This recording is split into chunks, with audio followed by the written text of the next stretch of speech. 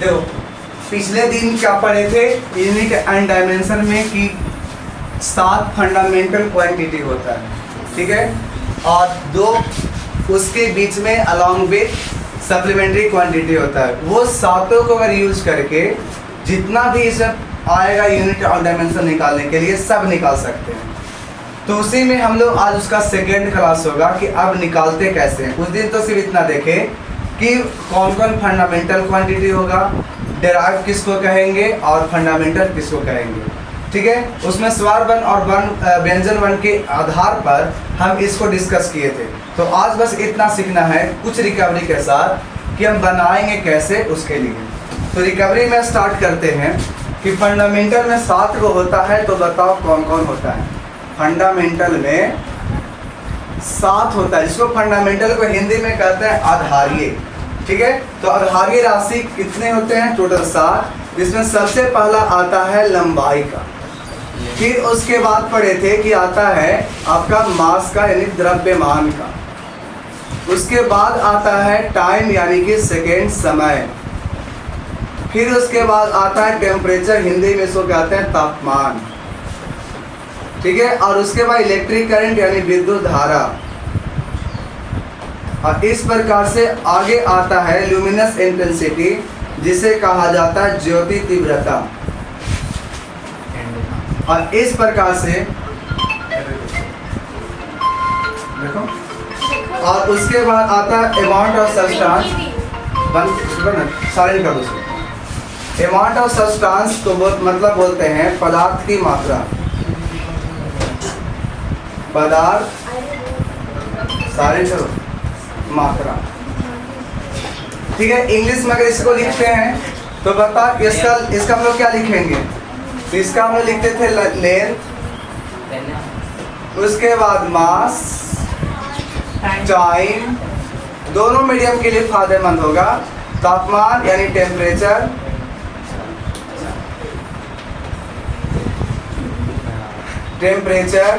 Electric current, luminous intensity, और इसको बोलते हैं अमाउंट ऑफ सब्सटेंस। इसका हम लोग चले थे एसआई यूनिट पर। तुम जो बोल रहे हो ना थोड़ी सी मात्रा में भी तुम्हारा साउंड को ये कैप्चर करता है। हाँ, तो उसको बोल थोड़ा सा इधर करेंगे, थोड़ा सा उसको पकड़ के। अब तुम जैसे हो वहाँ पर हो तो तुम देख लेगा ना कि कहाँ पर लिख रहे हैं, जब तुम उसमें दिक्कत। ऐसा यूनिट बताइए, लेंथ के लिए क्या बोले थे? मीटर। बताना। द्रव्यमान का किलोग्राम, टाइम के लिए सेकेंड, टेम्परेचर के लिए केल्विन। क्या होता है? केल्विन को हम लोग के से भी डिनोट करते हैं। इलेक्ट्रिक करंट का एम्पियर को ए भी लिख सकते हैं। और लुमिनस इंटेंसिटी को कैंडेला। अच्छा तो बात बताओ, कैंडेला याद नहीं होगा तो जो आदमी कंधेड़ा होता है उसको दिखता है? बोलो, कहीं दिखता है? नहीं दिखता। इसका मतलब कि ज्योति तीव्रता किससे है? बात देखने से है, यानी कि लाइट से है, यानी इसको दिखेगा तो है नहीं, तो इसलिए इसको क्या बोल रहे हैं? कंधेड़ा था। तो याद करना कि ज्योति तीव्रता से कैंडेला। उसके बाद पदार्थ की मात्रा को हम लोग बोलते हैं मोल। क्या बोलते हैं इसको? मोल। यानी जो मोल होगा वो किसका एसएनएट होगा? पदार्थ की मात्रा, अमाउंट ऑफ सब्सटेंस। इसको हम लोग शॉर्ट में MOA लिखते थे। अगर हम डायमेंशन के लिए बात करें, बीमा के लिए बात करें इसमें, तो बीमा अगर हमको लंबा लेंथ मास टाइम है तो याद रखना इस सबके अगला वाला लेटर ले लो, आगे वाला लेटर। तो LMT क्या रखेंगे? LMT। तो लेंथ जहाँ पर भी होगा हम वहाँ पर L लेंगे, मास होगा वहाँ पर M लेंगे, और टाइम होगा वहाँ पर T लेंगे। इसके बाद जब टेम्परेचर होता है तो इन दोनों का लेंगे इधर वाला। तो या तो तुम K भी ले सकते हो, या तो फिर क्या लिख देंगे? थीटा। तो टेम्परेचर को डिनोट करने के लिए दो चीजें होती हैं, या तो K होगा या तो फिर थीटा होगा। एम्पियर यानी इलेक्ट्रिक करंट के लिए या तो आप A लिख सकते हो या फिर लिख सकते हो आप I। तो आपको डायमेंशन में दोनों चीज हो सकता है कि या तो A का भी देगा तो I नहीं, और I देगा तो A नहीं। ठीक है। और अगर यही बात कैंडेला की बात करें तो CD का जगह पर CD लिख सकते हो, लेकिन इसके तुम्हें जरूरत नहीं पड़ेगा, तो लिखने की जरूरत नहीं है। तो हमें मात्र डायमेंशन निकालने के लिए टोटल 5 ही क्वांटिटी को याद करना होगा, इससे ज्यादा याद करने की जरूरत नहीं है। ठीक है, बात समझ में आ गया। तो अब हम लोग मान लो क्वेश्चन बनाना चाहते हैं कि कैसे हम लोग किसी का निकालें। तो जैसे बताओ, कोई पूछ देगा कि बताओ डिस्टेंस यानी कि दूरी, डिस्टेंस यानी कि दूरी, इसका यूनिट कैसे निकाले देंगे। तो डिस्टेंस किसको कहते हैं, तो लेंथ को बोलते हैं डिस्टेंस। तो जो आपका यूनिट होगा लेंथ का, वही किसका होगा, डिस्टेंस का। तो लेंथ का मतलब हो गया लंबाई, तो दूरी का अगर बोलेगा एसआई मात्रक बताओ, तो एसआई मात्रक में क्या लिख देंगे, मीटर। और अगर कोई पूछ देगा इसकी बीमा बताइए कितना होगा, तो क्या बोल दोगे, यानी कि एल। कोई दिक्कत। इसी प्रकार से अगर डिस्टेंस बोलेगा या फिर डिस्प्लेसमेंट बोले, ये याद रखने के लिए बोल रहे हैं। डिस्प्लेसमेंट यानी कि हिंदी में इसको बोलते हैं विस्थापन।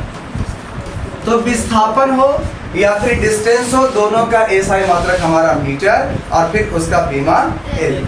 अगर हम इसी के बाद चले स्पीड पर, और या तो आप चलो वेलोसिटी पर, दोनों का डिफरेंस में थोड़ी सी अंतर है।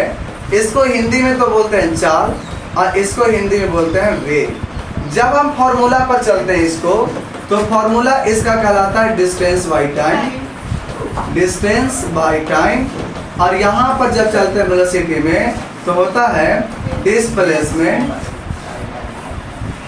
Displacement by time. अब देखते रहना कि रिकॉर्डिंग हो रही है, ठीक है। अब डिस्टेंस को हम लोग क्या बोलते हैं हिंदी में, दूरी।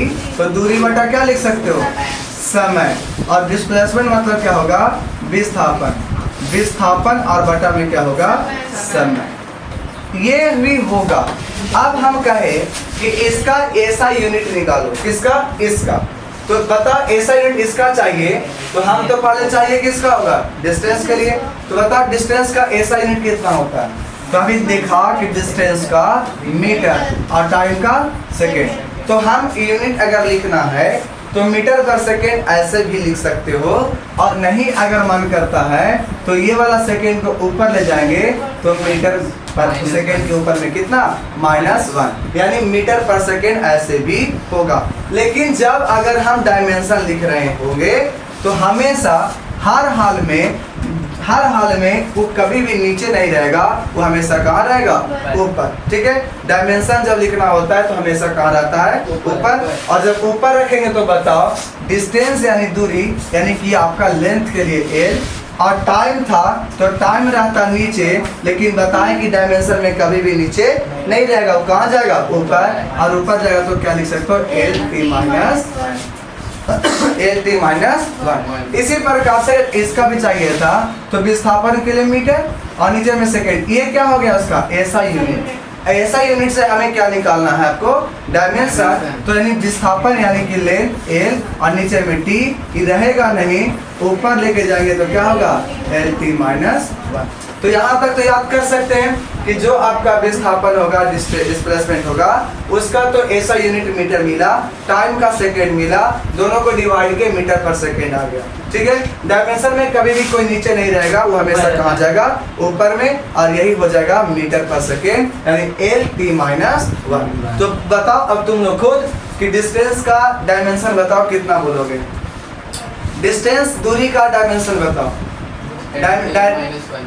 डिस्टेंस का डायमेंशन, हाँ, ओनली डिस्टेंस L, क्योंकि distance is the same as length. जब लेंथ के ऐसा ही अगर है तो उसका भी क्या होगा, L होगा। डिस्प्लेसमेंट का बोलो, उसका भी है।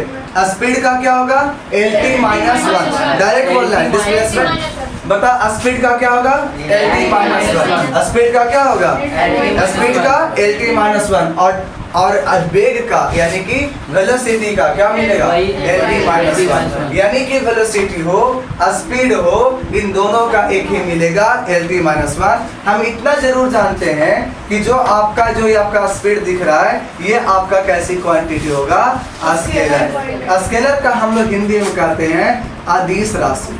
कैसा राशि होगा ये, अदिश। लेकिन जब वेलोसिटी पर चलते हैं तो ये आ जाता है वेक्टर क्वांटिटी। क्या होता है? वेक्टर क्वांटिटी, और वेक्टर को हम लोग हिंदी में क्या कहते हैं? सदिश। अब ऐसा इसलिए हो रहा था क्योंकि डिस्टेंस जो होता है ये आपका स्केलर होता है, यानी कि अदिश होता है, ठीक है? क्या होता है? अदिश। और डिस्प्लेसमेंट क्या होता है? सदिश। इसकी वजह से जो ऊपर में अगर अदिश है तो यह अदिश राशि होगा, ऊपर में सदिश है तो सदिश, यानी कि वेक्टर और स्केलर, ठीक है? अभी तुम लोग को पता है कि हिंदी में बाउंस कर रहा है, हिंदी में कुछ अलग लग रहा है, तो लिखा हुआ है ना बगल में। हाँ, बगल में लिखा हुआ है, इसमें कोई दिक्कत नहीं है। बायलिंगुअल रहने से ये होता है, बाय लैंग्वेज अगर रहते हो तो, कि जैसे कि मान लो कि कभी कभी एग्जामिनेशन में क्या देता है ना, इंग्लिश वाला चीज को हिंदी में लिख देता है। जैसे कि पैरोटिड, एक लाल ग्रंथि तुम्हें दिखेगा, सांप की जो विष की थैली होती है ना, तब पूछ दें कि मुंह में तो विष की थैली होती है, लेकिन मुंह में 3 तरह के ग्लैंड होते हैं, 3 ग्रंथियां होती है, तो कौन सा ग्रंथि होती है? तो इंग्लिश में हुआ, इंग्लिश का ही लिखा पैरोटिड हिंदी में। अब बताओ कि अगर जिसको इंग्लिश नहीं पता था, क्या वो आंसर को सही जवाब दे पाएगा? नहीं ना। इसीलिए हम लोग को बाय लैंग्वेज होना चाहिए कि दोनों लैंग्वेज में सीखो, हिंदी और इंग्लिश, ताकि हमें आगे जाने के बाद कोई कंफ्यूजन ना हो कि हाँ इसका हिंदी क्या होता था, इसका इंग्लिश क्या होता है। हम दोनों लैंग्वेज में, ठीक है, हिंदी में भी और इंग्लिश में भी। लेकिन कुछ कुछ ऐसा वर्ड होता है जिसका हिंदी नहीं जानते हैं, इंग्लिश में ही उसको जानते हैं, ठीक है? तो खैर दोनों लैंग्वेज में रहो, ज़्यादा बेटर होगा। याद हो गया? अब चलते हैं, सबसे तरीका क्या मिला, किसी का यूनिट या डायमेंशन निकालना है तो तरीका मिला कि पहले आप उसको फॉर्मूला, ठीक है ना, वहाँ पर चलो, ठीक है, REC लिखा हुआ है कहीं पर REC लिखा हो उसमें, REC, यस सर। तो कब से 3 बार बोलना पड़ा तब तुम लोग देखते हो, दिमाग कहाँ है? अब समझो कि यहाँ पर जब देख रहे थे कि निकाले क्या, तो पहले अगर इसका निकालना था, पहले हमें चाहिए था फॉर्मूला चाहिए था, तो उसको हम तोड़ सकते हैं। अब ये वजह क्यों था? तो जैसे हम तुमसे कहते हैं कि 24 तुम्हारा नंबर, इसका फैक्टराइज करो। जब फैक्टराइज करते हो तो सबसे छोटा फैक्टराइज कौन सा होता है? Prime factorization. क्या उससे भी कुछ छोटा होता है? तो जैसे प्राइम फैक्टराइजेशन होता है और उसको ही सबको तोड़ेंगे तो लास्ट में वहीं तक पहुंच सकते हैं। इसी प्रकार से जो भी फॉर्मूला है, जब उसको हम तोड़ते जाएंगे तो लास्ट तक आपका किसके रूप में आएगा? फंडामेंटल क्वांटिटी के रूप में। और जब उसके रूप में आ जाएगा तो हम आसानी से क्या कर सकते हैं? ठीक है, तो उसको हम क्या कर सकते हैं, उसको तो बोल सकते हैं कि वैसे हम फॉर्मूला बना पाएंगे। जैसे अब समझ लो कि मान लो तुम्हें एक्सेलरेशन का फॉर्मूला चाहिए, ध्यान देना, किसका चाहिए? एक्सेलरेशन का यूनिट और डायमेंशन। हमें नहीं पता, फॉर्मूला तो पता है एक्सेलरेशन का क्या होगा, यानी कि इसका हिंदी में कहते हैं त्वरण। क्या होता है? त्वरण। इसको हम लोग बोलते हैं इंग्लिश, हिंदी में क्या बोलते हैं इसको? त्वरण। और इसका फॉर्मूला होता है वेलोसिटी, और बटा में क्या होता है? टाइम। हिंदी में इसी को लिखते तो आता वेग और बटा में समय। अब बताओ, वेग का हम लोग पहले ही निकाल चुके हैं कि वेग अगर हो तो उसको मीटर पर सेकेंड यूनिट, और डायमेंशन में LT-1। अगर इतना जान रहे हैं तो डायरेक्टली क्या करेंगे? मीटर पर सेकेंड वेग के लिए, और समय तुम्हारा था नीचे सेकेंड। अब बताओ, मीटर रहेगा, सेकेंड स्क्वायर हो जाएगा, कोई दिक्कत? इसी तरीके से अगर हम चलते हैं डायमेंशन में तो LT- पहले से होगा, किसका? वेग का। अगर वो गेम खेल रहा है कौन? हम घटिया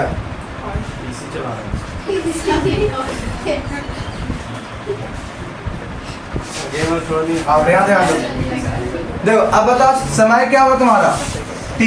अब इसको भी कभी डायमेंशन में नीचे रहेगा, कहाँ जाएगा? वो ऊपर जाएगा, ठीक है। जब ऊपर जाएगा तो बताओ, पहले से एक और माइनस में था और ऊपर जाएगा तो फिर से माइनस बनेगा, तो बताओ कितना होगा? LT-1। एक बात और तुम्हें बताते हैं, वही बच्चा इसको देखने में सक्षम है, अच्छा से देख भी रहा होगा, जिसको कुछ बुझाता हो, ठीक। और जिसको कुछ नहीं बुझाता ना, वो या तो सूत रहा, या तो देख रहा, मोबाइल वगैरह कुछ भी करता है, पीछे बैठ के सब करते हैं, ठीक।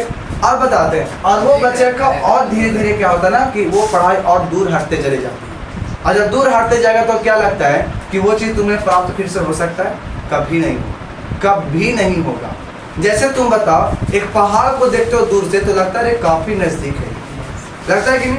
अगर तुम उससे काफी नदी के, मान लो ये पहाड़ यहाँ पर है, अब तुम यहाँ पर हो, नदी को अगर तुम इसको पास जाना है तो तुमको आराम से मेहनत करते जाओगे तो जरूर वो इसके पास पहुंचते जाओगे, ठीक है। लेकिन अगर तुम सोचो कि इसको पास जाना, तुम अगर और इससे दूर हट रहे हो तो क्या तुम इसके पास कहीं पहुंच पाओगे? नहीं ना। जब तुम जान लो कि तुम्हारा फिजिक्स बहुत ज़्यादा वीक है और तुम इसको पढ़ करके और क्या कर रहे हो, इससे हट रहे हो, तो क्या तुम्हें पास कहीं फिजिक्स आ पाएगा? अभी बताए कि बिहार पुलिस हो या सुपर टेट है, कि हर जगह पर तुम्हारा क्या होगा, ये साइंस अब दे रहा है। सिर्फ इतना ही नहीं, एसएससी में चल जाओ, हर जगह पर साइंस में तुम्हारा फिजिक्स, केमिस्ट्री और बायोलॉजी, तीनों ये कभी छोड़ नहीं रहा। और जब अगर हमको यहाँ से कंप्लीट अगर हो जाए एक बार, लाइफ में कोई भी चीज़ पढ़ा जाता है तो मात्र एक बार पढ़ा जाता है। अगर एक बार अच्छे ढंग से पढ़ लिया, अच्छे टीचर से पढ़ लिया, समझ लो कि फिर लाइफ में पढ़ने की जरूरत फिर भी नहीं है। और सुना होगा ऐसे करके घर में या कहीं भी कि जो भी आदमी का एक चीज में सिलेक्शन हुआ तो पता चलता हुआ कि उसका बहुत सारा चीज में सिलेक्शन हो जाता है, ठीक है। ग्रुप में नहीं देखा था मैसेज, अभी देखा जाओ, ठीक है। तो बात समझ में आ गया कि इसका मतलब है कि जो बच्चे का सिलेक्शन एक एग्जाम में होता है उसका इस सिलेक्शन हर एक एग्जाम में होता है कि नहीं। तो ऐसा रीजन क्या है कि वो आदमी एक ही बार पढ़ा और वही सिलेबस सभी एग्जाम का होता है, तब बताओ एक ही बार में पढ़ने की जरूरत है कि हर एक एग्जाम के लिए अलग अलग पढ़ेंगे? नहीं पढ़ेंगे। तो 9th का चीज ही है, 9th में अगर पढ़ लिए होते तो आज जरूरत नहीं पड़ता, ठीक है। अगर हम आज भी अगर टाइम पे इसको छोड़ करके हटते जा रहे हैं तो क्या लग रहा है कि फिर भी पढ़ पाओगे? फिर तुम्हारा जनरल जाओगे तो फिर से पढ़ोगे, तो फिर दिमाग में बैठेगा अच्छा ये बिहार पुलिस का पढ़ा रहे हैं, तब वो सुपर टेट में नहीं पूछेगा, एसएससी में नहीं पूछेगा, तो फिर क्या करेगा, फिर से वो सुपर टेट का बैच खरीदोगे और ऐसे करोगे बार बार। क्या, क्यों? क्योंकि तुम्हें बुझाता नहीं है।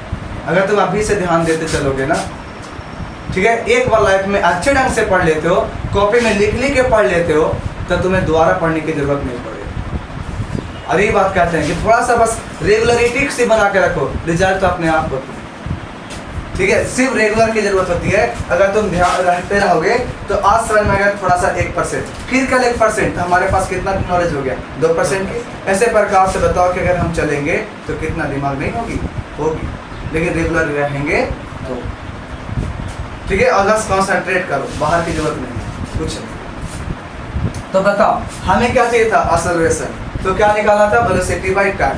वेलोसिटी का निकाले पीछे, कैसे आ रहा है ये, पिछला थ्योरी से आ रहा है कि नहीं। वेलोसिटी का डायरेक्टली पुट कर दिए, हमें एक्सेलरेशन आ गया। इस प्रकार से अगर तुम्हें कहें कि फोर्स का हमको बताइए, फोर्स का फॉर्मूला बताओ, मास और इनटू एक्सेलरेशन। यानी कि अगर हम कहें कि फॉर्मूला हिंदी में, तो बल बराबर क्या मिलता है, द्रव्यमान और गुना क्या होगा, त्वरण। क्या होगा, त्वरण। अब बताओ कि जब इसका हमको यूनिट चाहिए तो यूनिट के लिए कहेंगे तो मास का होगा किलोग्राम और एक्सेलरेशन का भी देखिए मीटर पर सेकेंड स्क्वायर। अब इतना बड़ा ना लिख करके न्यूटन ने जब इसका रूल दिया था तो बोला इतना नहीं लिखो, आप न्यूटन लिख दो। क्या लिख दो, न्यूटन। अगर आपको सिंबल चाहिए तो सिंपली हम एक कैपिटल अल्फाबेट में एन लिख देंगे, लेकिन अगर पूरा लिखना है तो स्मॉल लेटर में लिखाता है इसका न्यूटन, कैपिटल में नहीं लिखाता, स्मॉल में लिखाता है, ठीक है। अगर आपको डायमेंशन चाहिए होता तो बताओ किलोग्राम किसका था, मास का। मास के लिए क्या यूज करते हैं, एम। अभी बताओ ये त्वरण, त्वरण का जस्ट पहले देखा L-T-2 कितना था, L-T-2। जैसे ही यहाँ पर लिखेंगे इसके जगह पर L-T-2, यही आपका किसका डायमेंशन हो जाएगा, किसका, फोर्स का। तो याद रखेंगे हम फोर्स का डायमेंशन M-L-T-2। बस समझ में आ गया, फोर्स का डायमेंशन कितना रखना है, L-T-2, M-L-T-2। एकदम इसको याद करना है। चलो बोलो फिर से, बताओ फोर्स का डायमेंशन कितना होगा, M-L-T-2। ये कभी भी भुलाना नहीं है, क्योंकि जितना अब फॉर्मूला आएगा लगभग वो मैक्सिमम में ये चीज आएगा। जैसे अगर तुमसे हम कहेंगे कि पावर का बताइए, तो पावर का हमारे पास दो फार्मूला होता है, एक होता है एनर्जी बाय टाइम और एक होता है फोर्स और इनटू वेलोसिटी। क्या होता है, फोर्स इनटू वेलोसिटी। अब तुमसे हम कहें कि पावर का तुम बताओ डायमेंशन, क्या बताओ पावर का डायमेंशन, तो फोर्स का डायमेंशन तो याद है हमको, कितना याद है, M-L-T-2 और वेलोसिटी का कितना है एल टी माइनस 1। अब बताओ जब इतना पता है तो इसके हिसाब से एम तो रहेगा, एल यहाँ पर एगो और एल एगो क्या हो गया, एल दूगो हो गया। और टी बताओ, एल स्क्वायर नहीं पढ़ेंगे, एल टू पढ़ेंगे।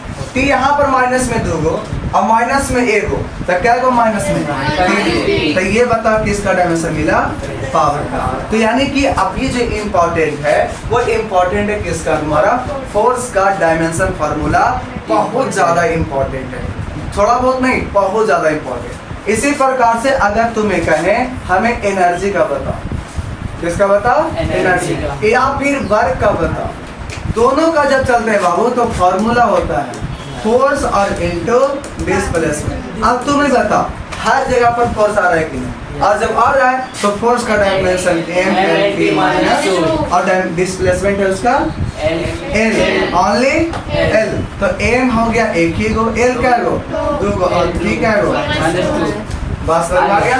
तो इस प्रकार से जितना भी फॉर्मूला अगर आएगा हर चीज में तुम्हें क्या दिखेगा, तो एनर्जी यानी कि फोर्स, और फोर्स दिखेगा तो समझ लो कि फोर्स का हमें क्या याद करके रखना है, M L T minus 2, M L T minus 2।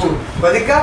अब बताओ कौन सा फोर्स का ये डायमेंशन है, तो बाबू याद रखना जितना भी तरह का फोर्स है हर लास्ट में अगर फोर्स आ गया तो समझ लो कि उसका में क्या लगेगा, एम एल टी माइनस 2। चाहे न्यूक्लियर फोर्स हो, इलेक्ट्रिक फोर्स हो, मैग्नेटिक फोर्स हो, एनीथिंग ग्रेविटेशन फोर्स हो, कोई भी स्प्रिंग फोर्स हो, खाली क्या होना चाहिए फोर्स, और उसमें हमको क्या लग जाएगा एम एल टी माइनस 2। अगर किसी को पीडीएफ चाहिए तो क्या कर सकता है कि ये नंबर पर मैसेज खाली डाल देगा व्हाट्सएप करके, तो उसको पीडीएफ क्लासेस का मिल जाएगा, अवेलेबल हो जाएगा। टेलीग्राम पे डाल दीजिए, ठीक है। टेलीग्राम का चैनल भी अब बनाए नहीं है, जब बनाएंगे तो उसको हम डाल देंगे, लेकिन अभी जिसको चाहिए व्हाट्सएप नंबर है, आराम से उसको ऊपर डालो और उसका इस क्लास जितना भी होगा उस सारे क्लास का पीडीएफ उसके पास चल जाएगा, वो भी कुछ नहीं पैसा में एकदम फ्री। ठीक है, बात समझ में आ रहा है? कोई दिक्कत? अब कितने मिनट हुआ है उसमें, और बच रहा है टाइम 7 मिनट 49 यार बच रहा है, हुआ नहीं है 7 मिनट बच रहा है। चलिए अब ऐसे में चलो मानते हैं एक क्वेश्चन सपोज थोड़ा सा अगर हार्ड लेवल आ जाए, नाइन्थ वाले स्टूडेंट्स के लिए जो 9th के टीचर बनने वाले हैं, तो उसमें मान लो ग्रेविटेशन का एक फॉर्मूला होता है ग्रेविटेशन फोर्स में कि जी m1 और m2 बटा r स्क्वायर। आपसे इसमें पूछेगा कि डायमेंशन बताइए कैपिटल जी का, तो कैपिटल जी को हम लोग कहते हैं यूनिवर्सल ग्रेविटेशनल कांस्टेंट, इसे हम लोग क्या कहते हैं, यूनिवर्सल ग्रेविटेशनल कांस्टेंट। ठीक है, यानी कि गुरुत्वाकर्षण नियतांक, हिंदी में इसको क्या कहते हैं, इसे कहते हैं गुरुत्वाकर्षण नियतांक। जब इसको बोलते पूछा जा रहा है कि बस इसका डायमेंशन बता, तो जिसका निकालना है उसका, जिसका निकालना है उसको बस यहीं छोड़ दो और बाकी को भेज दो। तो बताओ जिसको छोड़ेंगे तो r को ऊपर भेजना पड़ेगा, तो 8 इंटू आर स्क्वायर होगा, और बराबर में क्या बच गया, कैपिटल में जी और m1 और इंटू निकालना तो ही बोला था, इसको नीचे भेज दो, तो 8 इंटू आर स्क्वायर माइनस मत समझना इंटू, और ये m1 m2 कहाँ जाएगा नीचे, और ये किसके जगह पर कैपिटल जी। अब तुम बताओ एक का डायमेंशन क्या सीखा, बोलो एम एल टी माइनस 2। ये क्या है, डिस्टेंस, और क्या है डिस्टेंस, तो डिस्टेंस में एक प्रकार का लेंथ होता है, और जब लेंथ होगा तो इसके जगह पर एल लिखेंगे, तो एल क्या गो होगा, 2 गो, तो यहाँ पर एल 2 गो हो गया। बटा अगर m1 m2 की बात करें तो m क्या है, मास, और मास के लिए m होता है, तो अगला मास के लिए भी कितना होगा, m2। पता है यही क्वेश्चन पूछता है जेईई मेंस में। ठीक है, आप समझते हैं, अब एगो मास तो काट दोगे, ये मास कहाँ जाएगा ऊपर, तो m क्या बनेगा -1। कोई दिक्कत, जब ऊपर जाता है तो क्या बनता है -1 में। l यहाँ पर क्या हो गया 3 गो, 2 गो यहाँ से और 1 गो यहाँ से, तो l क्या गो 3 गो और 3 क्या गो -। ठीक है, पता है जेईई मेंस में अकेले एक क्वेश्चन पूछता है 4 नंबर का, और ये वाला चैप्टर इतना ज्यादा नहीं आता है, बात समझ रहे हो। तो इसका मतलब कोई भी भारी और कोई भी हल्का नहीं होता है, बस कंसंट्रेशन के साथ पढ़ना होता है। एक बार पढ़ो और कई एग्जाम में फायदे। ठीक है, बात समझ में आया? तो इसका PDF अगर चाहिए तो क्या बोले, मान देना, इसका स्कैन करके कर देना।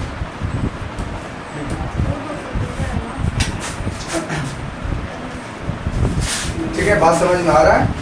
डायमेंशन का यूज क्या है? डायमेंशन का यूज बहुत ज्यादा है, बताते हैं।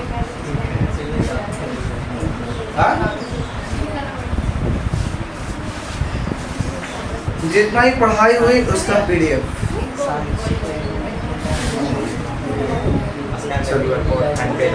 हाँ, रेगुलर क्लासेस तो चल सकती हैं, है ना? आप ऑनलाइन करते हैं? ऑनलाइन डायरेक्ट लाइव, हाँ। अब सिर्फ इंटरनेट रिचार्ज जैसे घर पर है ना, तो वहाँ से आके अपलोड कर देते हैं। भेजे तुम्हारे वाले में ग्रुप में? भेज दीजिए सर, भेज भेज दिए, ठीक है, उसको ऑफ कर दो। ठीक है, बात समझ में आ गया? बगल में है और ऊपर